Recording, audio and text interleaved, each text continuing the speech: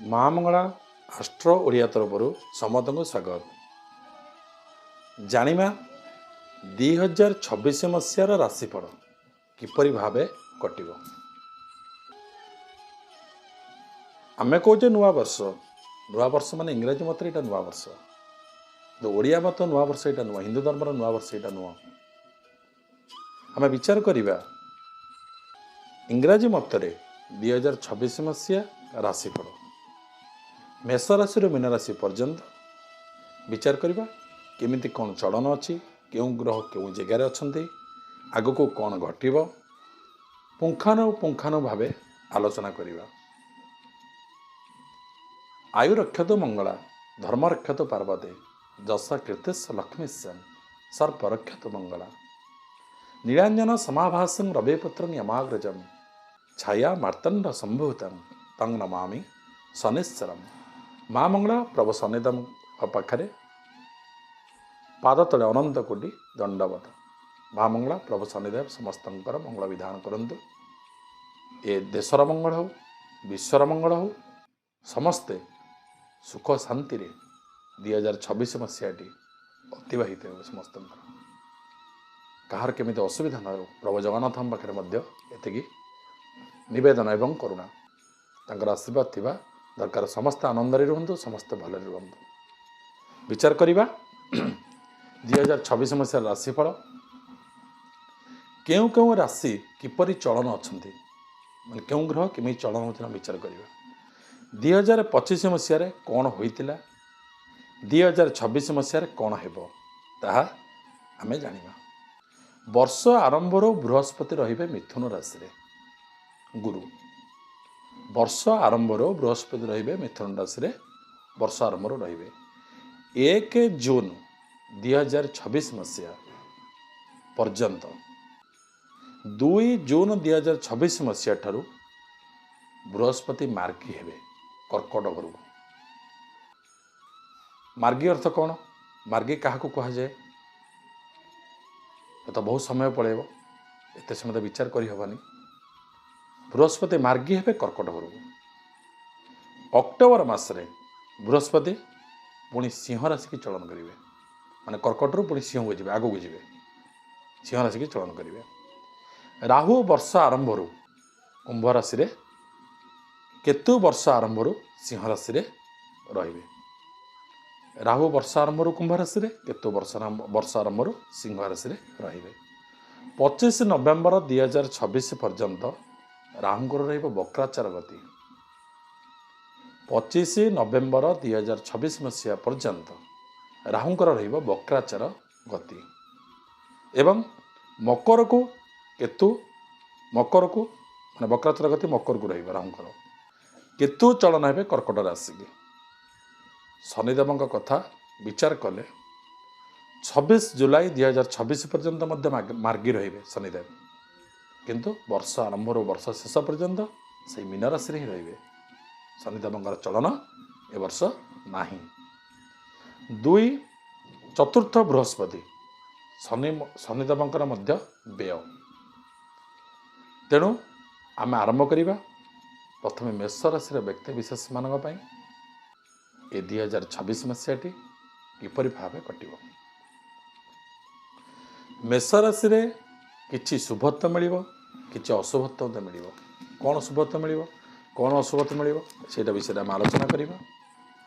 ମେଷ ରାଶିକି ଦେଖିବାକୁ ଗଲେ ଆପଣଙ୍କର 2 ଜୁନ 2026ରେ ବୃହସ୍ପତି ଚଳନ କରିବେ କର୍କଟ ରାଶିକି। ମେଷ ରାଶିରେ କ'ଣ ହେବ? ଚତୁର୍ଥ ବୃହସ୍ପତି। କିଂ କୁର୍ବନ୍ତି ଗ୍ରହ ସର୍ବେ ଯଦି କେନ୍ଦ୍ରେ ବୃହସ୍ପତି। ଚତୁର୍ଥ ଘର କେନ୍ଦ୍ର ସ୍ଥାନ, କେନ୍ଦ୍ର ଘରକୁ ବୃହସ୍ପତି ଚଳନ କରିବେ। କିଂ କୁର୍ବନ୍ତି ଗ୍ରହ ସର୍ବେ ଯଦି କେନ୍ଦ୍ରେ ବୃହସ୍ପତି। କିନ୍ତୁ ମୋଟାମୋଟି ଭାବରେ ବିଚାର କଲେ କେନ୍ଦ୍ର ବୃହସ୍ପତି ଖରାପ ନୁହଁ, କିନ୍ତୁ ଚତୁର୍ଥ ସ୍ଥାନରେ ବୃହସ୍ପତି ଖରାପ ବୋଲି ଶାସ୍ତ୍ରୋକ୍ତ ପ୍ରମାଣ ଅଛି। ତାପରେ 25 ନଭେମ୍ବର 2026 ଠାରୁ ରାହୁ ମକରକୁ, କେତୁ କର୍କଟକୁ ଗମନ କରିବେ। କ'ଣ ହେବ? ଏବେ ବର୍ଷ ଆରମ୍ଭରୁ ଶନିଦେବ ରହିବେ ବ୍ୟୟ ଘରେ ମେଷ ରାଶିରେ, ବ୍ୟୟ ସ୍ଥାନରେ ରହିବେ, 12 ନମ୍ବର ହାଉସରେ ରହିବେ, ମୀନ ରାଶିରେ ବ୍ୟୟ ଘରେ ଅଛନ୍ତି ମେଷ ରାଶିର ବ୍ୟକ୍ତି ବିଶେଷମାନଙ୍କ ପାଇଁ।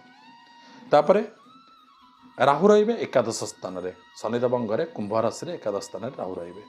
କେତୁ ରହିବେ ପଞ୍ଚମ ସ୍ଥାନରେ, पंचम कौन विचार कराए विद्या संतान पंचम विचार कराए ज्ञान मध्य विचार कराए राहु जो रे कुंभ राशि कुंभ गुरु कौन विचार कराए एकादश स्थान कौन विचार कराए आय एवं आयु शनिदेव रे व्यय घरे 12 नंबर हाउस मीन राशि किंतु भाग्य स्थान में 4 ग्रह रे किए रे मेष राशि व्यक्ति विशेष मान रवि रे बुध रे मंगल रे शुक्र रे 4 ग्रह रे भाग्यस्थान में भाग्यस्थान जो 4 ग्रह रही राजयोग कारक होगा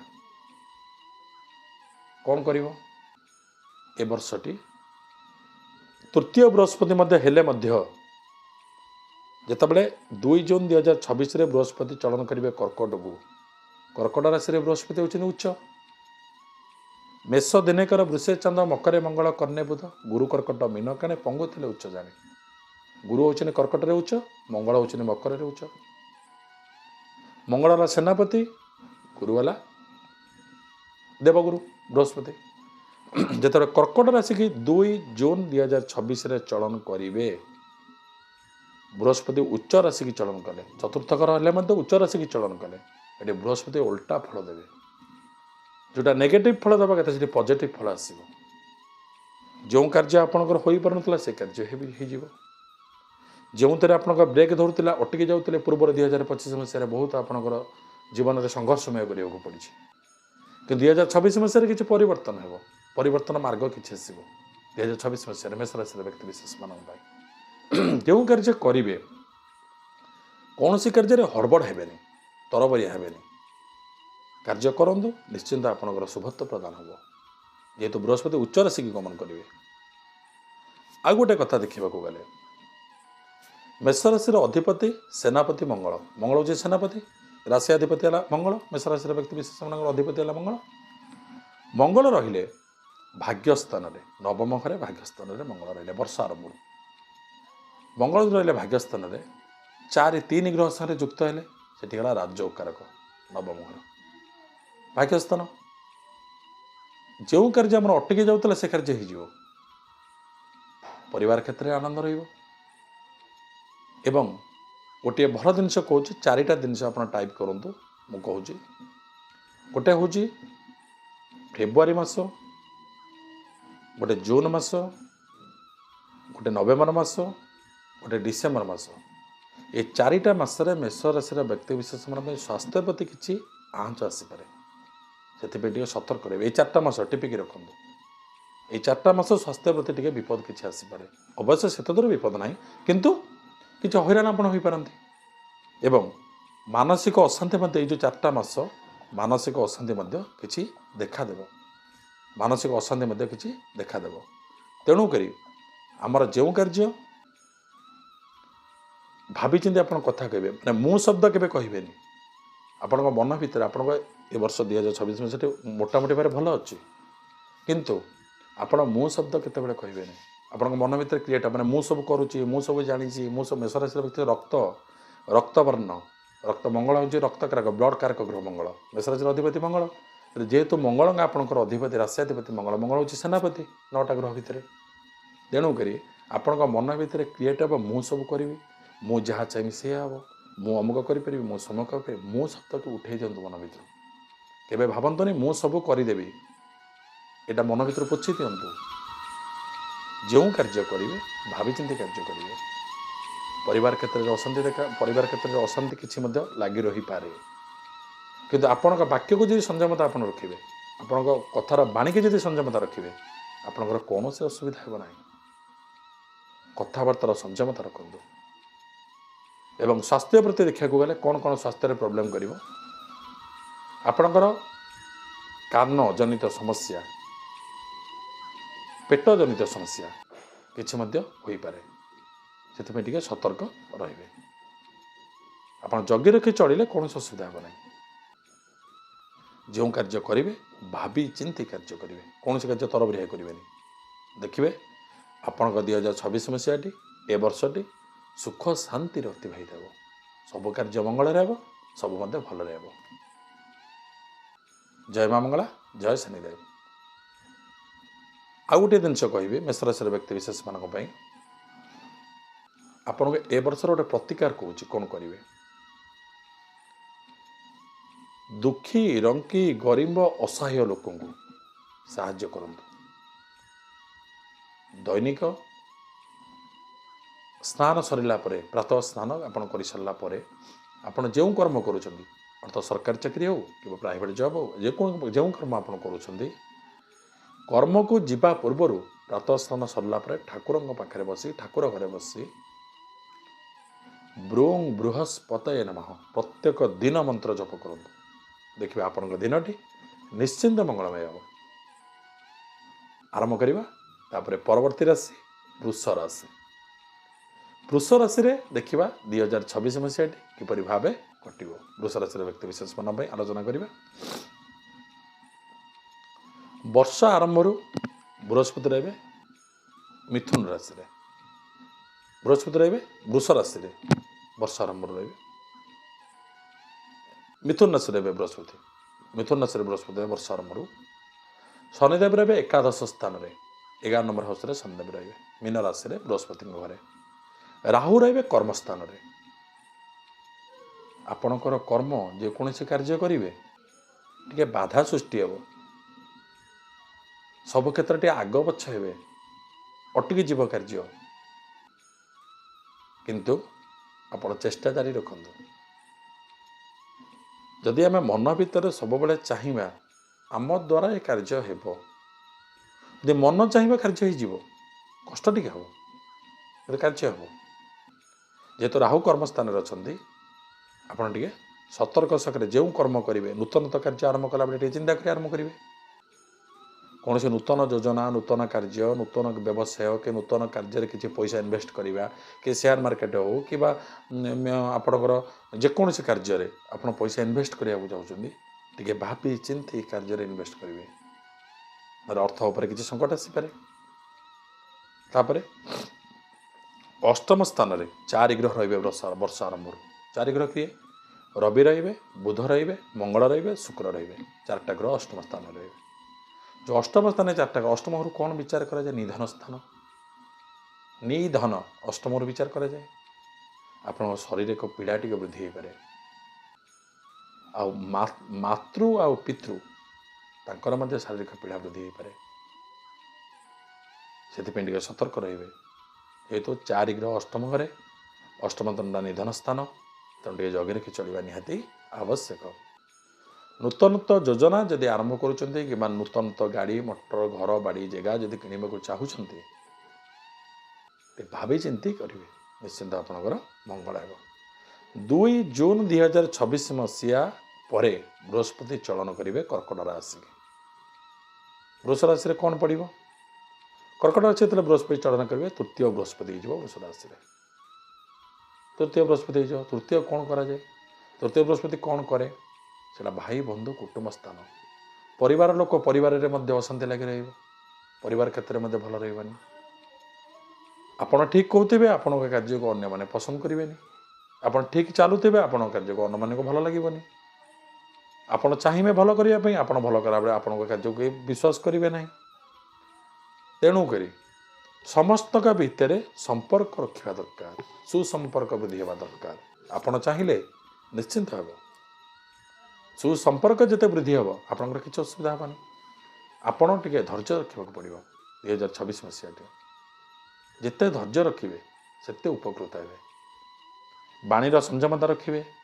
କଥାବାର୍ତ୍ତା କଲାବେଳେ ସବୁ କଥାବାର୍ତ୍ତା ସମସ୍ତଙ୍କୁ ଭଲ ଲାଗିବନି ଆପଣଙ୍କ କଥା, ସେଥିପାଇଁ ସତର୍କ ରହିବେ। ବାଣୀର ସଂଯମତା ରଖିବେ। ଦେଖିବେ ଆପଣଙ୍କ 2026 ମସିହା ଏ ବର୍ଷଟି ନିଶ୍ଚିନ୍ତ ଭଲ ହେବ। 25 ନଭେମ୍ବର 2026 ପରେ ଆପଣଙ୍କର ରାହୁ ମକର ରାଶିକି ଚଳନ କରିବେ। ମକର ରାଶି ଚଳନ କରିବେ। ରାହୁ କେଉଁ ରାଶିକି? ମକର ରାଶିକି ଆସିଲା ଆପଣଙ୍କର ରାହୁ ହେଇଯିବ ନବମ ଘର ଭାଗ୍ୟସ୍ଥାନ। ଭାଗ୍ୟବର୍ଗ ଶନିଦେବଙ୍କ ଘରକୁ ରାହୁ ଆସିବେ। ରାହୁ କେତୁ ହେଲା ଛାୟା ଗ୍ରହ। ସେତେବେଳେ ଶନିଦେବଙ୍କ ଘରେ ରହିବେ, ତାଙ୍କର ମିତ୍ର ସ୍ଥାନ ଶନିଦେବଙ୍କ ଘର, ତେଣୁକରି ତାଙ୍କର ପାୱାର ବଢ଼ିଯିବ। ଯଦି ଆପଣ କିଛି ଉନ୍ନତି କରିବାକୁ ଚାହୁଁଛନ୍ତି, ନୂତନ ଯୋଜନା ଆରମ୍ଭ କରିବାକୁ ଚାହୁଁଛନ୍ତି, ନୂତନ କାର୍ଯ୍ୟ ଆରମ୍ଭ କରିବାକୁ ଚାହୁଁଛନ୍ତି, ଗୋଟିଏ କାମ କରନ୍ତୁ।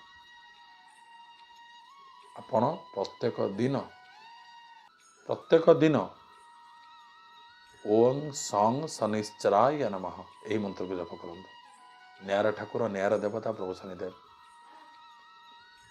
ଆପଣ ଦେଖନ୍ତୁ ତୁଳା ରାଶି କି ତୁଳା ଲଗ୍ନକୁ ଶନିଦେବ ଯୋଗ କାରକ। ତ ତୁଳା ରାଶିର ଅଧିପତି କିଏ? ଶୁକ୍ର। ବୃଷ ରାଶିର ଅଧିପତି ବି ଶୁକ୍ର। ତେଣୁ ଶୁକ୍ରଙ୍କର ଶନିଦେବଙ୍କର ବହୁତ ସମ୍ପର୍କ। ତେଣୁ ଆପଣ ରାଶିଆଧିପତି ଶୁକ୍ର ମହାଗ୍ରହ। ତେଣୁ ଆପଣ ଶନିଦେବଙ୍କର ଉପାସନା ସବୁବେଳେ କରନ୍ତୁ, ଦେଖିବେ ଆପଣଙ୍କର ଏ ବର୍ଷଟି ବହୁତ ମଙ୍ଗଳମୟ ହେବ। ସ୍ୱାସ୍ଥ୍ୟ ଉପରେ କ'ଣ ହେବ ମୁଁ କହିଦେଉଛି, କେଉଁ ମାସ ଆପଣ ଟାଇପ୍ କରନ୍ତୁ। ଆପଣଙ୍କର ଫେବୃଆରୀ ମାସ, ଜୁନ୍ ମାସ, ଅଗଷ୍ଟ ମାସ ଏବଂ ଡିସେମ୍ବର ମାସ, ଏ 4ଟା ମାସରେ ଟିକେ ସତର୍କ ରହିବେ। ନୂତନତଃ ଯୋଜନା ନୂତନତଃ କାର୍ଯ୍ୟ କିଛି ଆରମ୍ଭ କରିବେ ନାହିଁ। ଯେଉଁ କାର୍ଯ୍ୟ କରିବେ ଭାବିଚିନ୍ତି କରିବେ, ନିଜକୁ ନିଜେ ହୁସିଆର ରହିବେ, ଦେଖିବେ କୌଣସି ଅସୁବିଧା ହେବନି। କିନ୍ତୁ ଶନିଦେବଙ୍କର ଉପାସନା କରନ୍ତୁ। ଯଦି ଆପଣ କିଛି ପାଇବା ପାଇଁ ଆଶା କରୁଛନ୍ତି, ଯେମିତି ପଙ୍ଗୁ ଲଙ୍ଘୟତେ ଗିରି, ଭଗବାନଙ୍କ ଆଶୀର୍ବାଦରୁ ପଙ୍ଗୁ ମାନେ ଗୋଡ଼ା ହାତ ଛୋଟା ଲୋକ ମଧ୍ୟ ପାହାଡ଼ ଉପରେ ଚଢ଼ୁଥିଲା, ଗିରି ଲଙ୍ଘନ କରିଥିଲା। ତେଣୁକରି ଆପଣ କରିବେନି କାହିଁକି? ନିଶ୍ଚିନ୍ତ କରିପାରିବେ। ସେତିକି ଭକ୍ତି ଦରକାର, ମନ ଭିତରେ ସେତିକି ଭକ୍ତି ଦରକାର। ଶନିଦେବଙ୍କର ଉପାସନା କରନ୍ତୁ, ଶନିଦେବଙ୍କ ଭକ୍ତି କରନ୍ତୁ, ଶନିଦେବଙ୍କୁ ଡାକନ୍ତୁ, ଦେଖିବେ ଆପଣଙ୍କର ଏଇ ବର୍ଷଟି ସମ୍ପୂର୍ଣ୍ଣ ରୂପେ ଶୁଭକାରକ ହେଇଯିବ, ସମ୍ପୂର୍ଣ୍ଣ ଚେଞ୍ଜ ହେଇଯିବ, ପରିବର୍ତ୍ତନ ହେଇଯିବ। ମୁଁ ଯେଉଁଟା କହୁଛି ଏଇଟା ଖରାପ କଥା, ସେଇଟା ସମ୍ପୂର୍ଣ୍ଣ ଭଲ ହେଇଯିବ। ଦେଖିବେ ଆପଣଙ୍କର ଏ ବର୍ଷଟି ନିଶ୍ଚିନ୍ତ ମଙ୍ଗଳମୟ ହେବ। ପ୍ରଭୁ ଶନିଦେବ ମଙ୍ଗଳା ମା ଆପଣଙ୍କୁ ଆଶୀର୍ବାଦ କରନ୍ତୁ। ଆପଣଙ୍କ ଏ ବର୍ଷଟି ନିଶ୍ଚିନ୍ତ ମଙ୍ଗଳମୟ ହେବ। ତାପରେ ଆରମ୍ଭ କରିବା ପରବର୍ତ୍ତୀ ରାଶି ମିଥୁନ ରାଶି। ମିଥୁନ ରାଶିରେ 2026 ମସିହାଟି କିପରି ଭାବେ କଟିବ ଆସନ୍ତୁ ବିଚାର କରିବା। ମିଥୁନ ରାଶିର ଅଧିପତି ହେଉଛନ୍ତି ବୁଧ ମହାଗ୍ରହ, ପଣ୍ଡିତ ଗ୍ରହ। ରାଶି ଅଧିପତି ହେଉଛନ୍ତି ବୁଧ, ପଣ୍ଡିତ ଗ୍ରହ। ବର୍ଷା ଆରମ୍ଭରୁ ଲଗ୍ନରେ ରହିବେ ବୃହସ୍ପତି। ମିଥୁନ ରାଶିରେ ବର୍ଷ ଆରମ୍ଭରୁ ଲଗ୍ନରେ ରହିବେ ବୃହସ୍ପତି। ଲଗ୍ନରେ ବୃହସ୍ପତି ରହିଲେ କ'ଣ କରିବ? ରାମଚନ୍ଦ୍ରଙ୍କର ଯାଇଥିଲେ ବନବାସ, ଲଗ୍ନରେ ବୃହସ୍ପତି ରହିଲା, ରାମଚନ୍ଦ୍ର ଯାଇଥିଲେ ଜନ୍ମ ବୃହସ୍ପତିରେ ବନବାସ। ବନବାସ ଯାଇଥିଲେ ସିନା, ହଇରାଣ ହେଲେ ସିନା, କିନ୍ତୁ ଗୋଟେ ମୁଖ୍ୟତଃ କାମ ଗୋଟେ କରିକି ଆସିଲେ। ରାବଣ ଯେଉଁ ହଇରାଣ କରୁଥିଲା, ରାବଣର ଯେଉଁ ଉପଦ୍ରବ ଥିଲା, ତାକୁ ସଂହାର କରି ଆସିଲେ। ସେଇଟା ବି ଏକ ପ୍ରକାର ଭଲ, କିନ୍ତୁ ବନବାସ ଯୋଗ ହୋଇଥିଲା। ତେଣୁକରି ଆପଣଙ୍କର ଜନ୍ମ ବୃହସ୍ପତି, ଲଗ୍ନରେ ବୃହସ୍ପତି, ଯେଉଁ ଲଗ୍ନରେ ବୃହସ୍ପତି ରହିଲା, ଆପଣଙ୍କର ଟିକେ ବୃଥା ଭ୍ରମଣ କରାଇବ। ଶାରୀରିକ ମାନସିକ ଉପରେ ମଧ୍ୟ ଟିକେ କିଛି ପ୍ରଭାବ ପଡ଼ିପାରେ। କିନ୍ତୁ ଯେଉଁ କାର୍ଯ୍ୟ ହେବ ଆପଣଙ୍କର ସ୍ଲୋରେ ହେବ, ଜୋର ହେବନି, ସ୍ପିଡ଼ି ହେବନି। କିନ୍ତୁ ସବୁ କାର୍ଯ୍ୟ ହେବ ଟିକେ ଧୀରେ ଧୀରେ ଧୀରେ ଧୀରେ ହେବ। କିନ୍ତୁ ଆପଣ ଚେଷ୍ଟା ଜାରି ରଖନ୍ତୁ, ସମୟକୁ ନଷ୍ଟ କରନ୍ତୁନି।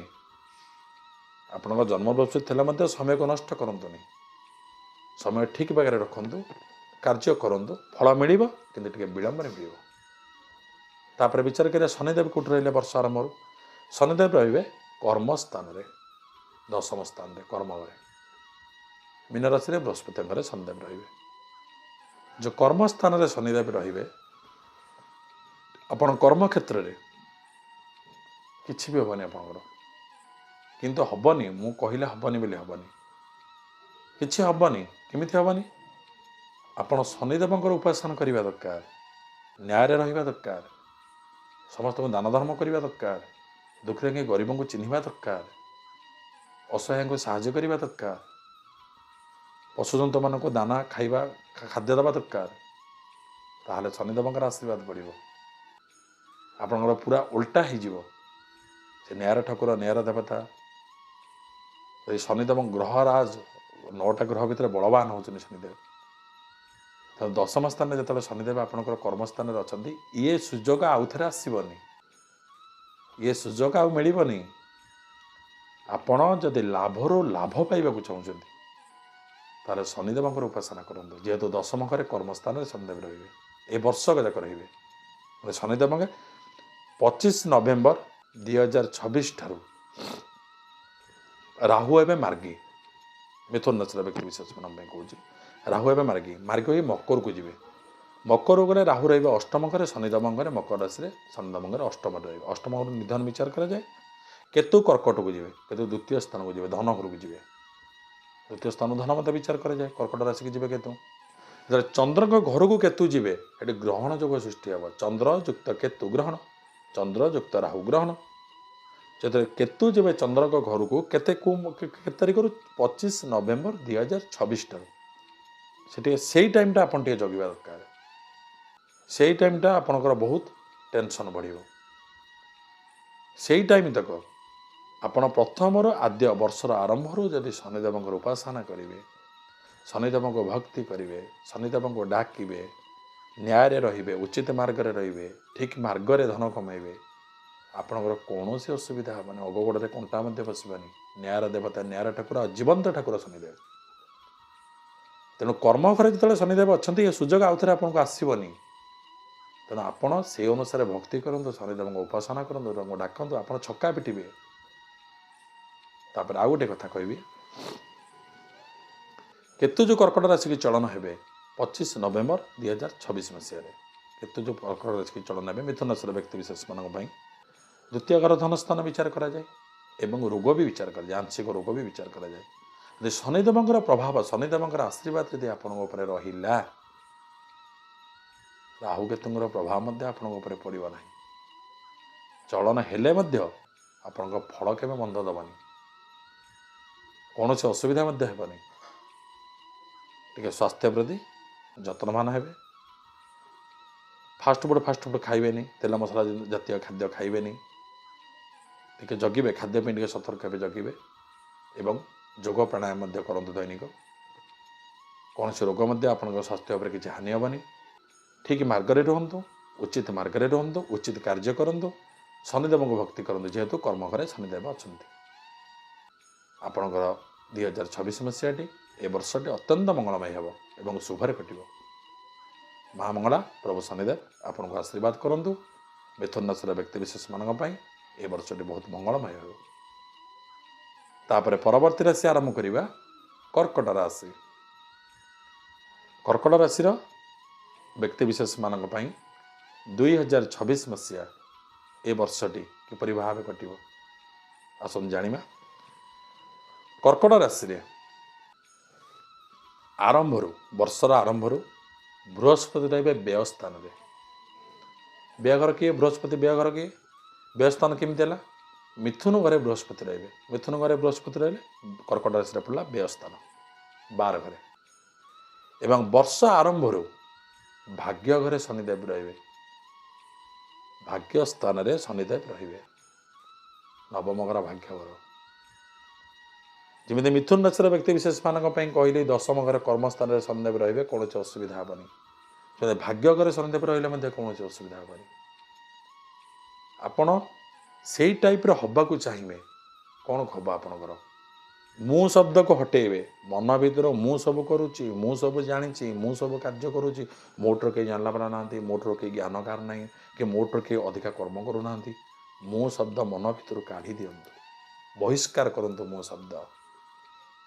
କେବେ କହିବେନି ଯେ ମୁଁ ସବୁ କରିଛି, ମୁଁ ସବୁ କାର୍ଯ୍ୟ କରିଛି, ମୋଠରୁ କେହି ଜ୍ଞାନୀ ନାହାନ୍ତି। ମନ ଭିତରେ ଅହଂଭାବକୁ ଦୂରୀକରଣ କରନ୍ତୁ, ମନ ଭିତରେ ଅହଂଭାବକୁ କାଟି ଦିଅନ୍ତୁ। ଦେଖିବେ ତାପରେ ଆପଣଙ୍କର ପୁରା ପରିବର୍ତ୍ତନ ହେଇଯିବ 2026 ମସିହା ବର୍ଷଟି। ଆପଣଙ୍କ ବ୍ୟୟ ଘରେ ବୃହସ୍ପତି ତ ଅଯଥା ବ୍ୟୟ ମଧ୍ୟ ହେବ, ଖର୍ଚ୍ଚର ଭାର ଅଧିକା ବଢ଼ିବ। ଆପଣ ଯେତେ ଚେଷ୍ଟା କରିବେ ମୁଁ କିଛି ଧନ ରଖିଦେବି କି, କିଛି ଅର୍ଥ ରଖିଦେବେ କି, କିଛି ବ୍ୟାଙ୍କ ବାଲାନ୍ସ କରିଦେବେ କି, ହେବନି, ରହିବନି। ଅର୍ଥ କିଛି ବ୍ୟୟ ହେବ, ଯଥାରେ ଯିବ, ଅଯଥାରେ ମଧ୍ୟ କିଛି ଯିବ। ତେଣୁ କରି ଆପଣ ଯେତେ ସତର୍କ ରହିବେ ସେତେ ଭଲ ହେବ କର୍କଟ ରାଶିର ବ୍ୟକ୍ତିବିଶେଷମାନଙ୍କ ପାଇଁ। ଯେହେତୁ ଭାଗ୍ୟ ଘରେ ଶନିଦେବ ଅଛନ୍ତି, ଏ ସୁଯୋଗ ହାତଛଡ଼ା କରନ୍ତୁ ନାହିଁ। ଶନିଦେବଙ୍କୁ ସବୁବେଳେ 9ଟା ଗ୍ରହ ଭିତରେ ରାଜା, ଗ୍ରହରାଜ ଶନିଦେବ। ଶନିଦେବଙ୍କ ଉପାସନା କରନ୍ତୁ, ଦୈନିକ ତେଲ ଢାଳନ୍ତୁ ଶନିଦେବଙ୍କ ଉପରେ। କର୍କଟ ରାଶିର ବ୍ୟକ୍ତିବିଶେଷମାନେ ହେଉଛନ୍ତି ଚନ୍ଦ୍ରଙ୍କ କ୍ଷେତ୍ର। ସେ କ'ଣ କରନ୍ତି? କର୍କଟ ରାଶିର ବ୍ୟକ୍ତିବିଶେଷମାନେ କ'ଣ କରନ୍ତି? ସବୁବେଳେ ଭାବନ୍ତି। କ'ଣ ଭାବନ୍ତି? ସବୁବେଳେ ତାଙ୍କର ମନ ବଡ଼, ବହୁତ ମନ ବଡ଼। କର୍କଟ ରାଶିର ବ୍ୟକ୍ତିବିଶେଷମାନଙ୍କ ପାଇଁ କ'ଣ ମାନେ କର୍କଟ ରାଶିର ବ୍ୟକ୍ତିବିଶେଷମାନଙ୍କର ଓଭରାଲ୍ ଜିନିଷଟା କ'ଣ? ତାଙ୍କର ମନ ସବୁବେଳେ ବଡ଼, ମନ ଚଞ୍ଚଳ, ମାନେ ସ୍ଥିରତା ନାହିଁ ମନର। ଏଇ ଅମୁକ କରିବି, ଏଇଲେ ସମୁକ କରିବି, ଏହା କରିବି, ଏଲେ ତାହା କରିବି, ସ୍ଥିର ନାହିଁ। ଯେହେତୁ ଚନ୍ଦ୍ରଙ୍କ ରାଶି, ଚନ୍ଦ୍ରଙ୍କ ଗ୍ରହ, କର୍କଟ ରାଶିର ଅଧିପତି ଚନ୍ଦ୍ର ମହାଗ୍ରହ। मनकारक ग्रह चंद्र होचंदी मनकारक ग्रह एवं मातृकारक ग्रह यदि बड़ पुअर चंद्र चली थाए महादशा माँ पर प्रेसर पड़े माँ मृत्युवरण हुए तेणु चंद्र हूँ मनकारक और मातृकारक चंद्र रिष्ट मध्य रुहे छोट पिला जन्म है बेले चंद्र रिष्ट रहा 12 वर्ष पर्यंत बालरिष्ट रुहे से बहुत हरिण होगा पड़े तेणु जो कर्कट राशि अधिपति चंद्र मनटा सब बड़े चंचल कर्कट राशि व्यक्ति विशेष केवे मन को आप स्थिर रखिपारे ना जिते चेष्टा करूँ ये अमुक करेंगे समूह करेंगे ला करेंगे सब कार्य हड़बड़ सब क्षेत्र में हड़बड़ सब कर्म हड़बड़ तेणुक ये मनटा को स्थिर करूँ देखिए 2026 मसीहाटी आपंकर निश्चिंत मंगलमय एवं षष्ठ स्थान आम विचार करा स्वास्थ्य कर्कट राशि व्यक्ति विशेष स्वास्थ्य विचार करा स्वास्थ्य कौन केमी रही वर्ष षष्ठ स्थान में रोग एवं ऋण षष्ठ पर विचार करें वर्ष आरंभ रवि मंगल बुध शुक्र षष्ठ घर रही रोग एवं ऋण स्थान चारि ग्रह रहिले बृहस्पति घरे षष्ठ स्थान में धनु राशि वर्ष आरंभ कौन फल दब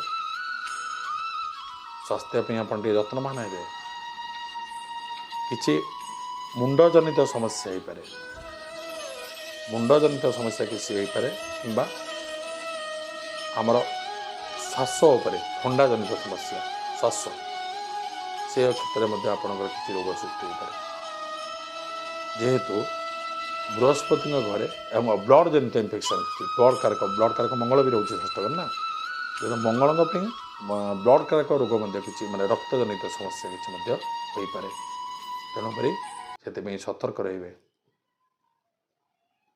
आपण भगवान पाखे शरण रुहतु नवग्रह 9 जनकर ग्रह मानकर आराधना करूँ भक्ति करूँ डाकतु कौन सी असुविधा हेनी ए वर्षटी आपंकर निश्चिंत मंगलमय हम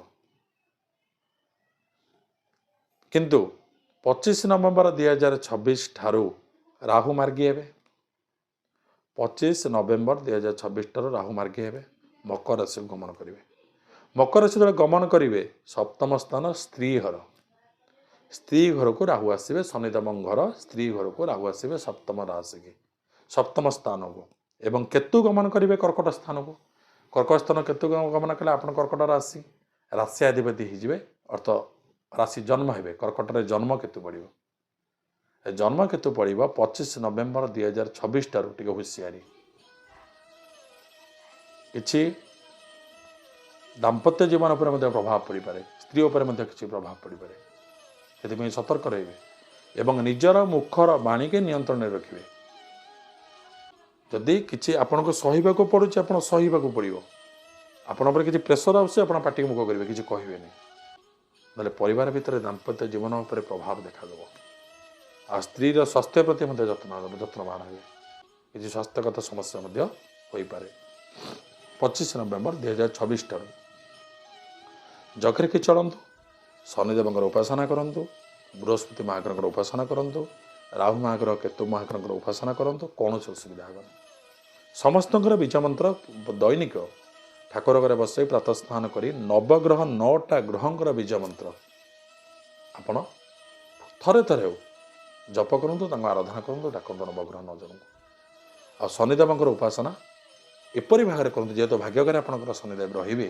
वर्ष जाक ए वर्ष जाक रे भाग्यस्थान शनिदेव रे न्याय रुहतु दान धर्म करूँ एवं असहाय बुढ़ा बुढ़ी मानक अनाथ आश्रम बुढ़ा बुढ़ी मानक समस्त को साहाय्य करूँ अनाथ आश्रम किसी वृद्धाश्रम किसी लोक खाइबा खाद्य दिंतु देखिए 8 रु फल आ कहीं मिलनी 8 रु धर्म आ कहीं मिलनी 2026 में से आप अत्यंत जो गुड़ाक नेगेटिव कौशल सब पॉजिटिव हो संपूर्ण रूपे शुभ कारक हो वर्षटे ये जगे रखी चलिए निश्चिंत आपंकर मंगलमय हम माँ मंगला प्रभु शनिदेव आपंकर कर्कट राशि व्यक्ति विशेष मान समस्त मंगल करूँ समस्ते शांति रुहतु तापर परवर्ती राशि आरंभ करवा सिंह राशि सिंह राशि व्यक्ति विशेष मान 2026 मसीहा ए वर्षटी किपर भाव कट आसतु जाना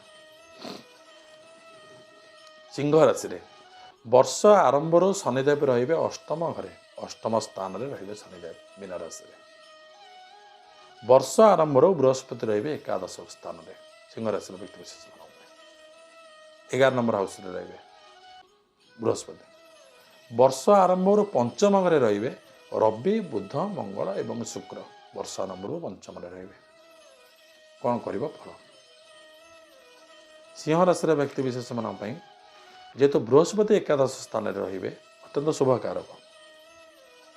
ଅତ୍ୟନ୍ତ ଶୁଭକାରକ ବୃହସ୍ପତି ଏକାଦଶ ଘରେ ଅତ୍ୟନ୍ତ ଶୁଭକାରକ। ଆୟ ଘରେ ରହିବେ ଏବଂ ଆୟୁ ସ୍ଥାନରେ ମଧ୍ୟ ରହିବେ ବୃହସ୍ପତି। ଏକାଦଶ ଘରେ ରହିବେ ସିନା, କିନ୍ତୁ ବୃହସ୍ପତି ଯେଉଁ ଚଳନ ହେବ 2 ଫେବୃଆରୀ ମାସରେ କର୍କଟ ରାଶି, ସେଠି ବ୍ୟୟ ଘରକୁ ବୃହସ୍ପତି ପଳାଇବ। ଆପଣଙ୍କର ବ୍ୟୟ ଘରକୁ ବ୍ୟୟ ସ୍ଥାନକୁ ପଳାଇବ। ଉଚ୍ଚ ସ୍ଥାନକୁ ଯିବ କିନ୍ତୁ ବ୍ୟୟ ଘରକୁ ଯିବ। ବ୍ୟୟ ସ୍ଥାନକୁ ଗଲେ ଆପଣଙ୍କ ସେଇଠୁ ଟିକେ ସତର୍କ ଆରମ୍ଭ କରିବେ, ଜଗିବା ନିହାତି ଦରକାର। ଟିକେ ବୃହସ୍ପତି ମହାଦେବଙ୍କର ଉପାସନା କରନ୍ତୁ, ନାରାୟଣ ମନ୍ଦିରରେ ଉପାସନା କରନ୍ତୁ, ବାସୁଦେବ ମନ୍ଦିରରେ ଉପାସନା କରନ୍ତୁ, ପ୍ରଭୁ ଜଗନ୍ନାଥଙ୍କ ପାଖରେ ଉପାସନା କରନ୍ତୁ। ବୃହସ୍ପତି ହେଉଛନ୍ତି ସ୍ୱୟଂ ନାରାୟଣ, ବାସୁଦେବ, ଜଗନ୍ନାଥ। ତେଣୁ ତାଙ୍କୁ ଉପାସନା କରନ୍ତୁ, ଦେଖିବେ ଆପଣଙ୍କର କୌଣସି ଅସୁବିଧା ହେବ ନାହିଁ। ତାପରେ ଆଉ ଗୋଟେ ଜିନିଷ, ଶନିଦେବ ରହିବେ ଅଷ୍ଟମରେ। ଆପଣ ଯେତିକି ପାପ କରିଥିବେ ପୂର୍ବରୁ, ଯେତିକି ଅନ୍ୟାୟ କରିଥିବେ, ଯେତିକି ପାପ କରିଥିବେ, ଯେହେତୁ ଶନିଦେବ ଅଷ୍ଟମରେ ଅଛନ୍ତି, ଆପଣଙ୍କର ଅସୁବିଧା କିଛି ହୋଇପାରେ। କ'ଣ ଅସୁବିଧା ହେବ? ନ୍ୟାୟର ଠାକୁର ଶନିଦେବ ନା, ଅଷ୍ଟମ ଘରେ ନିଧନ ସ୍ଥାନ ବିଚାର କରାଯାଏ। ବର୍ଷକ ଯାକ ଅଷ୍ଟମରେ ଶନିଦେବ ରହିବେ ସିଂହ ରାଶିର ବ୍ୟକ୍ତି ବିଶେଷମାନଙ୍କ ପାଇଁ। ତେଣୁ ଆପଣ ଯେତେ ସତର୍କ ରହିବେ, ନ୍ୟାୟ ଧର୍ମ, ଆପଣଙ୍କର ଉଚିତ କଥା କହିବା, ମିଛ କହିବା ନାହିଁ, ସତ୍ପଥରେ ରହିବା, କିଛି ଦେବତା ମନ୍ଦିରରେ କିଛି ଦାନ ଧର୍ମ କରିବା, ଆପଣଙ୍କର ସାମର୍ଥ୍ୟ ଅନୁସାରେ ଅସହାୟ ଲୋକଙ୍କୁ ସାହାଯ୍ୟ କରିବା, ପଶୁ ପକ୍ଷୀମାନଙ୍କୁ ଖାଦ୍ୟ ଦେବା, ଛୋଟ ପିଲାଙ୍କୁ ଆଦର କରିବା, ଶନିଦେବ ସନ୍ତୁଷ୍ଟ ହୁଅନ୍ତୁ। ଯେହେତୁ ଅଷ୍ଟମ ସ୍ଥାନରେ ଶନି, ଆପଣଙ୍କ ଶରୀର ପାଇଁ ଜଗିବା ଦରକାର ନିହାତି। କହନ୍ତି ଯେ ଅଷ୍ଟମରେ ଶନି ଥିଲେ ଆୟୁ ବୃଦ୍ଧି ହୁଏ, ଠିକ୍ ଅଛି, କିନ୍ତୁ ସେଇଟା ନିଧନ ସ୍ଥାନ ଅଷ୍ଟମ ଘରଟା। ସେଥିପାଇଁ ସତର୍କ ରହିବା ନିହାତି ଦରକାର ଅଷ୍ଟମ ସ୍ଥାନକୁ। ତେଣୁ ଶନିଦେବଙ୍କର ଉପାସନା କରିବା ମଧ୍ୟ ଦରକାର। ଯେମିତି କହିଲେ ବୃହସ୍ପତିଙ୍କର ଉପାସନା କରିବା ଦରକାର, ଶନିଦେବଙ୍କର ଉପାସନା କରିବା ମଧ୍ୟ ଦରକାର। ଶନିଦେବଙ୍କ ଦୈନିକ ଡାକିବ। ତାପରେ ଆଉ ଗୋଟେ ଜିନିଷ, ଯଦି ଆପଣଙ୍କର ସନ୍ତାନ ପାଇଁ ବିଚାର କରିବା, କର୍କଟ ରାଶିର ବ୍ୟକ୍ତି ବିଷୟରେ ସନ୍ତାନମାନଙ୍କ ଉପରେ କିପରି ପ୍ରଭାବ ପଡ଼ିବ। ଯେହେତୁ ପଞ୍ଚମ ସ୍ଥାନ ହେଉଛି ସନ୍ତାନ ଘର, ସନ୍ତାନ ଘରେ କିଏ ରହୁଛି? ରବି ରହିବେ, ବୁଧ ରହିବେ, ମଙ୍ଗଳ ରହିବେ, ଶୁକ୍ର ରହିବେ। ବର୍ଷା ଆରମ୍ଭରୁ କ'ଣ କରିବ ଫଳ? ସନ୍ତାନମାନଙ୍କର କ୍ୟାରିୟର ଉପରେ, ପାଠପଢ଼ା ଉପରେ, ବିଦ୍ୟା ଉପରେ ଟିକେ ଆଞ୍ଚ ଆସିବ, ଟିକେ ନେଗେଟିଭ୍ ଏନର୍ଜି ଆସିବ। ନକାରାତ୍ମକ ବୁଦ୍ଧି, ନକାରାତ୍ମକ ଶକ୍ତି, ନକାରାତ୍ମକ ଚିନ୍ତା ମନ ଭିତରେ ଉଦ୍ବେଗ ହେବ, ଯାହାଫଳରେ କି ମନଟା ସ୍ଥିର ରହିବନି। ଯେହେତୁ ମନଟା ସ୍ଥିର ରହିବନି, ତେଣୁ ସେଥିପାଇଁ ଆପଣ ସତର୍କ ରହିବା ନିହାତି ଦରକାର। ସନ୍ତାନମାନଙ୍କୁ ଦୈନିକ କୁହନ୍ତୁ ଓಂ ନମୋ ଭଗବତେ ବାସୁଦେବାୟ, ଏଇ ମନ୍ତ୍ରକୁ ଜପ କରନ୍ତୁ।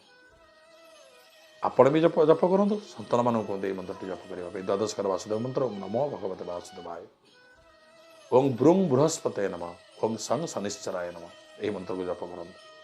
ଦେଖିବେ ଆପଣଙ୍କ ଏ ବର୍ଷଟି ନିଶ୍ଚିନ୍ତ ମଙ୍ଗଳମୟ ହେବ। ସ୍ୱାସ୍ଥ୍ୟଗତ ସମସ୍ୟା ଉପରକୁ ଆସିଲେ, ଆପଣଙ୍କର 25 ନଭେମ୍ବର 2026 ଠାରୁ ରାହୁ ମାର୍ଗୀ ହେଇ ରହିବେ ମକରକୁ।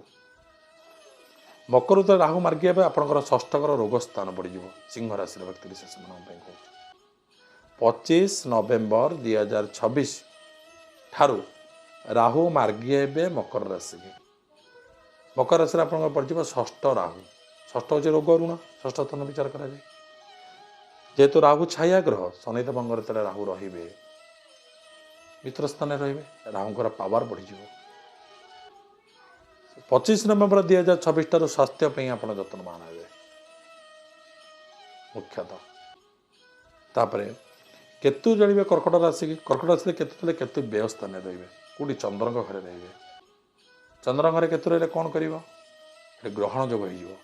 ଚନ୍ଦ୍ରଯୁକ୍ତ କେତୁ ଗ୍ରହଣ, ଚନ୍ଦ୍ରଯୁକ୍ତ ରାହୁ ଗ୍ରହଣ। ହେଲେ କେତୁ ଚନ୍ଦ୍ରଙ୍କ ଘରେ ରହିବେ, ଆପଣଙ୍କ ମାଇଣ୍ଡ ଉପରେ ବିଚଳିତ କରିବ, ମନଟା ସ୍ଥିର ରଖିବ। ଡିପ୍ରେସନ୍ ଯାହା କୁହାଯାଏ, ସବୁ କ୍ଷେତ୍ରରେ ଡିପ୍ରେସନ୍ ସୃଷ୍ଟି ହେବ, ମନ ଭିତରେ ଭୟ ସୃଷ୍ଟି ହେବ, ଆଶଙ୍କା ସୃଷ୍ଟି ହେବ। ତେଣୁ ଆପଣ ଏ ବର୍ଷଟି ମଧ୍ୟମ ଧରଣର ଫଳ ଅଛି। ଆପଣ କିଛି ପାଇବାକୁ ହେଲେ, କିଛି ମନ ଭିତରେ ଶାନ୍ତି ପାଇବାକୁ ହେଲେ, ପରିବାର ଭିତରେ ଶାନ୍ତି ପାଇବାକୁ ହେଲେ ଆପଣ ସଙ୍ଗ ଶନିଶ୍ଚରାୟ ନମଃ ଏ ମନ୍ତ୍ରକୁ ଜପ କରନ୍ତୁ। ବୃଂ ବୃହସ୍ପତି ନମଃ ଏ ମନ୍ତ୍ରକୁ ଜପ କରନ୍ତୁ। ଓଂ ନମୋ ଭଗବତେ ବାସୁଦେବାୟ ନମଃ ଦୈନିକ ଜପ କରନ୍ତୁ। କିଛି ଛୋଟ ପିଲାଙ୍କୁ କିଛି ଖାଦ୍ୟ ଦିଅନ୍ତୁ ପ୍ରତ୍ୟେକ ଶନିବାର ଦିନ। ଯେକୌଣସି ଖାଦ୍ୟ ଆପଣ ଦେଇପାରିବେ, ଚକୋଲେଟ୍ ଦେଲେ ବି ଚଳିବ। ତାପରେ ଦେଖିବେ ଆପଣଙ୍କର ଏ ବର୍ଷଟି ବହୁତ ଆନନ୍ଦରେ କଟିବ, ସୁଖ ଶାନ୍ତିରେ କଟିବ। ତାପରେ ଆରମ୍ଭ କରିବା ପରବର୍ତ୍ତୀ ରାଶି କନ୍ୟା ରାଶି। କନ୍ୟା ରାଶିର ବ୍ୟକ୍ତିବିଶେଷ ମାନଙ୍କ ପାଇଁ ଏ ବର୍ଷଟି 2026 ମସିହାଟି କିପରି ଭାବେ କଟିବ। ଆମର 2026 ମସିହାଟି କନ୍ୟା ରାଶିକୁ ଦେଖିବାକୁ ଗଲେ କ'ଣ କ'ଣ ଅଛି। ଶନିଦେବ ରହିବେ ସପ୍ତମ ସ୍ଥାନରେ। ମୀନ ରାଶିରେ ବର୍ଷରେ ଶନିଦେବ ଚଳନ ନାହିଁ, ସପ୍ତମ ସ୍ଥାନରେ ରହିବେ। ଫେବୃଆରୀ ମାସଠାରୁ ଶନିଦେବ ଟିକେ ମାର୍ଗୀ ହେବେ, ସପ୍ତମ ସ୍ଥାନରେ ଶନିଦେବ ରହିବେ। ଏବଂ କେନ୍ଦ୍ର ସ୍ଥାନରେ ରହିବେ ରବି, ମଙ୍ଗଳ, ବୁଧ, ଶୁକ୍ର। କନ୍ୟା ରାଶିର ବ୍ୟକ୍ତିବିଶେଷ ମାନଙ୍କ ପାଇଁ ରବି, ମଙ୍ଗଳ, ବୁଧ, ଶୁକ୍ର କେନ୍ଦ୍ର ସ୍ଥାନରେ ରହିବେ। ଚତୁର୍ଥ ସ୍ଥାନରେ ଧନୁ ରାଶିରେ ରହିବେ। ବୃହସ୍ପତି ରହିବେ କର୍ମସ୍ଥାନରେ ଦଶମ ଘରେ ମିଥୁନ ରାଶିରେ ବୃହସ୍ପତି ରହିବେ। କନ୍ୟା ରାଶିର ବ୍ୟକ୍ତିବିଶେଷ ମାନଙ୍କ ପାଇଁ ଯେଉଁ ଦଶମ ଘରେ ବୃହସ୍ପତି ରହିବେ, ଦଶମ ଯୁକ୍ତ ବୃହସ୍ପତି ଅଶୁଭ, ଶୁଭ ନୁହଁ। ବୃହସ୍ପତି କୋଉଥିରେ ଶୁଭ? ଦ୍ୱିତୀୟ, 2 ନମ୍ବର ହାଉସରେ ଶୁଭ ଦ୍ୱିତୀୟ, ପଞ୍ଚମ, ସପ୍ତମ, ନବମ ଏବଂ ଏକାଦଶରେ ବୃହସ୍ପତି ଶୁଭ, ଅନ୍ୟତ୍ର ଅଶୁଭ। କର୍ମସ୍ଥାନରେ ବୃହସ୍ପତି ରହିବେ ଆପଣଙ୍କର 2 ଜୁନ୍ 2026 ଠାରୁ ପୁଣି ବୃହସ୍ପତି କର୍କଟକୁ ସଞ୍ଚାର କରିବେ। କର୍କଟରେ ସଞ୍ଚାର କରିବେ କିଛି ଦିନ ପାଇଁ, ଅଳ୍ପ ଦିନ ପାଇଁ। କର୍କଟ ରାଶି ସଞ୍ଚାର କରିବେ ଆପଣଙ୍କର ଏକାଦଶ ବୃହସ୍ପତି ରହିବ। ଅର୍ଥାৎ 2 ଜୁନ୍ 2026 ପରେ ଆପଣଙ୍କର 2 ମାସ ପାଇଁ ଭଲ ରହିବ ବୃହସ୍ପତି। ବର୍ଷ ଆରମ୍ଭରୁ ଆପଣଙ୍କର ବୃହସ୍ପତି କର୍ମସ୍ଥାନରେ ଟିକେ ହଇରାଣ ହେବ। ଆପଣ ଟିକେ ଯେତେ ଜକି ରଖି ଚଳିପାରିବେ। ଯଦି ମନ ଭିତରୁ ଅହଂଭାବକୁ ଦୂରୀକରଣ କରନ୍ତୁ, ପିତୃ ମାତୃଙ୍କୁ ସ୍ନେହ କରନ୍ତୁ, ଆଦର କରନ୍ତୁ, ଭକ୍ତି କରନ୍ତୁ। ଆଜିକାଲି ମା ବାପ ପଛ, ସ୍ତ୍ରୀ ହେଉଛି ଆଗ। ମା ବାପା ପଛ, ନିଜର ସନ୍ତାନ ହେଉଛନ୍ତି ଆଗ। ତେଣୁକରି ହନୁମାନ ଯେମିତି, ଗୋଟେ ପ୍ରସଙ୍ଗ କହୁଛି, ହନୁମାନ ଯେମିତି ସୀତାମା ସିନ୍ଦୁର ଲଗାଇଲେ, ହନୁମାନ ସର୍ବାଙ୍ଗ ସିନ୍ଦୁର ଲଗାଇଲେ। ସୀତାମା କହିଲେ, ମା କାହିଁ ସିନ୍ଦୁର ଲଗାଉଛ? ହନୁମାନ ପଚାରିଲେ, ମା କାହିଁ ସିନ୍ଦୁର ଲଗାଉଛ? ସୀତାମାଙ୍କୁ ପଚାରିଲେ, ଏଇଟା କାହିଁ ଲଗାଉଛ ମୁଣ୍ଡରେ? ନା ପ୍ରଭୁଙ୍କର ମଙ୍ଗଳ ହେବା ପାଇଁ ମୁଁ ସିନ୍ଦୁର ଲଗାଉଛି, ପ୍ରଭୁ ସବୁ କ୍ଷେତ୍ରରେ ଜୟ କରିବା ପାଇଁ ମୁଁ ସିନ୍ଦୁର ଲଗାଉଛି। କହିଲେ, ହନୁମାନ କହିଲେ, ଆରେ ମା ତ ଟୋପେ ସିନ୍ଦୁର ମୁଣ୍ଡରେ ଲଗାଇଛି, ମୋ ବଡି ସାରା ଟୋଟାଲ ଗୋଡ଼ଠାରୁ ପାଦଠାରୁ ମସ୍ତକ ପର୍ଯ୍ୟନ୍ତ ସିନ୍ଦୁର ଲଗାଇବି, ପ୍ରଭୁଙ୍କ ପାଖକୁ ଯିବି, ପ୍ରଭୁଙ୍କୁ କହିବି ମୁଁ ତ ସବୁ ଯାକ ସିନ୍ଦୁର ଲଗାଇବି, ପ୍ରଭୁଙ୍କର ଆହୁରି ମଙ୍ଗଳ ହେବ।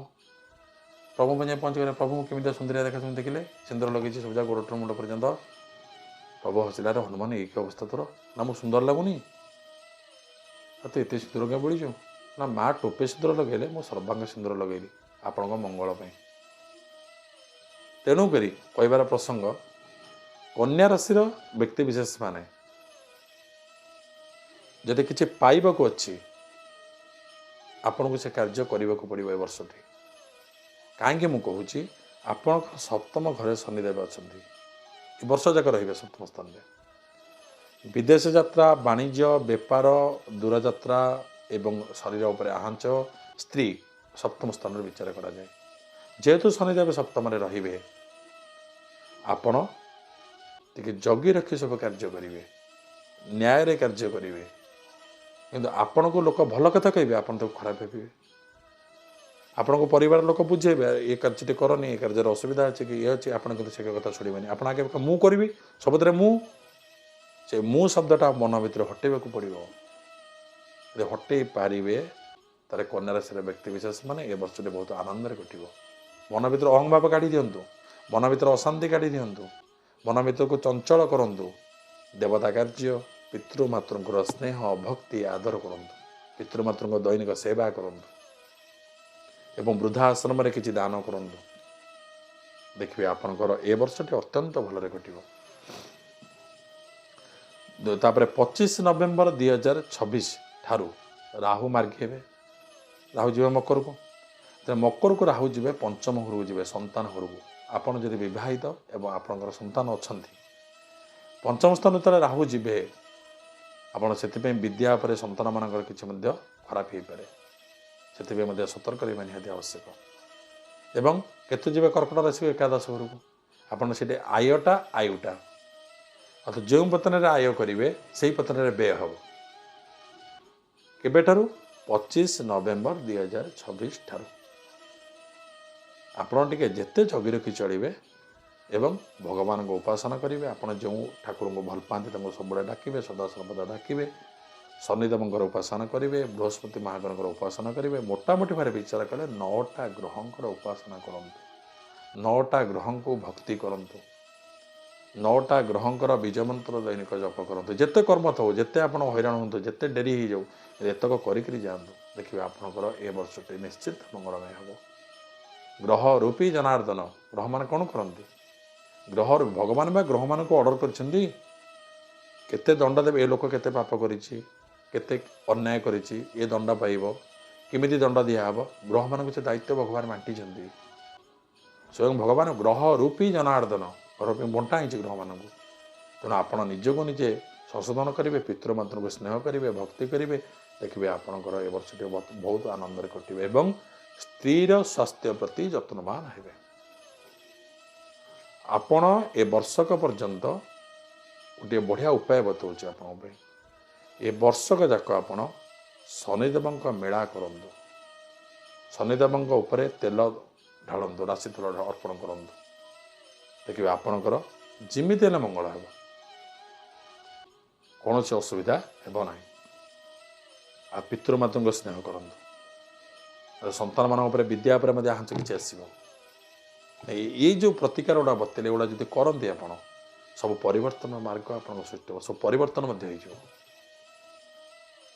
महामंगला प्रभु शनिदेव कन्या राशि व्यक्ति विशेष मान भल रखु आनंद रखु और शांति रखु एतिकी करुणा तापर परवर्ती राशि विचार करवा तुला राशि तुला राशि व्यक्ति विशेष मान 2026 मसीहाटी ए वर्षटी नूतन वर्षटी किपरि भाव कटिबो विचार करवा तुला राशि रे आपणकर भाग्य स्थान रे बृहस्पति रहिबे वर्ष आरंभ एवं शनिदेव रहिबे षष्ठ स्थान रे छक्का पिटिबे तुला राशि वाला कौन छक्का पिटिबे मु कहि भल अच्छी शनिदेव भल अच्छे षष्ठ घरे शनिदेव शुभ नवम घरे भाग्य घरे बृहस्पति शुभ शुभ जे किंतु आमे से टाइप रहा दरकार यदि आमे निजको निजे ठीक रे रहिबा निजको निजे नियम कार्य करवा भावी चिंती करवा कहा कथा कौन अन्याय अनीति कार्य करवा नहीं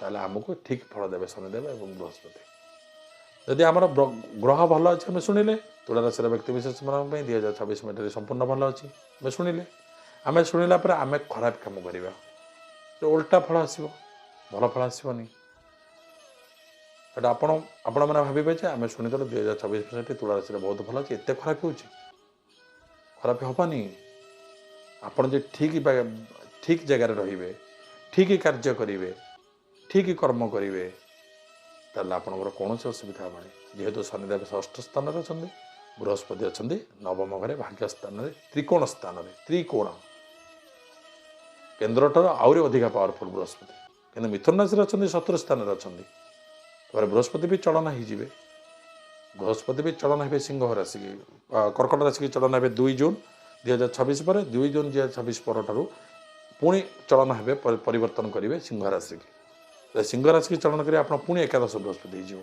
नवम बृहस्पति रे आपंकर 2 जून 2026 पर्यंत 2 जून 1 जून 2026 पर्यंत 2 जून 2026 ठार बृहस्पति कर्कट को गमन करेंगे आप कर्मस्थान को बृहस्पति आसवे उच्च स्थान को संपूर्ण फल उल्टा दब आपको मैंने फल मैंने पॉजिटिव एनर्जी दब हेवी एनर्जी दब तुला राशि व्यक्ति विशेष मान जेहेतु बृहस्पति उच्च स्थान को जी कर्कट राशि बृहस्पति उच्च स्थान को जी आप बहुत भल हम तुला राशि व्यक्ति विशेष मान कि ठीक मार्ग रहा दरकार ମନ ଭିତରେ ଅହଂଭାବ କାଟିବା ଦରକାର, ମୁଁ ଶବ୍ଦ କାଢ଼ିବା ଦରକାର। ମନ ଭିତରେ ଦୟା, ଧର୍ମ, ନ୍ୟାୟ, ଉଚିତ ମାର୍ଗ, ଉଚିତ କଥା, ସତକଥା କହିବା, ଲୋକମାନଙ୍କୁ ସାହାଯ୍ୟ କରିବା, ସହାନୁଭୂତି ଦେବା, ଏଇଟା ଦରକାର। ଆଉ ତୁଳାରାଶିର ବ୍ୟକ୍ତିବିଶେଷ ମାନେ ବହୁତ ରାଗି, ସେ କୌଣସି କଥା ଶୁଣନ୍ତିନି। ମୁଁ ଯାହା କହୁଛି ଠିକ୍, ମୁଁ ଯାହା କରୁଛି ଠିକ୍, ମୁଁ ଯାହା ଭାବୁଛି ଠିକ୍, ମୋ ଠାରୁ କେହି ଜ୍ଞାନୀ ନାହାନ୍ତି। ତୁଳାରାଶିର ବ୍ୟକ୍ତିବିଶେଷ ମାନେ ସବୁବେଳେ ପାଇଁ ତୁଳାରାଶିର ବ୍ୟକ୍ତିବିଶେଷ ମାନେ ରାଗି, ସେ କିଛି ବୁଝନ୍ତିନି, ମାନେ ସର୍ଟ କିନା ରାଗିଯିବେ ତୁଳାରାଶିର ବ୍ୟକ୍ତିବିଶେଷ ମାନେ। ତେଣୁ ନିଜକୁ ନିଜେ, ଦୈତ୍ୟ ରାଶିଆଧିପତି ଶୁକ୍ର ଆପଣଙ୍କର, ଦୈତ୍ୟରାଜଙ୍କ ଗୁରୁ ଶୁକ୍ରାଚାର୍ଯ୍ୟ, ଆପଣଙ୍କ ରାଶିଆଧିପତି ଶୁକ୍ର।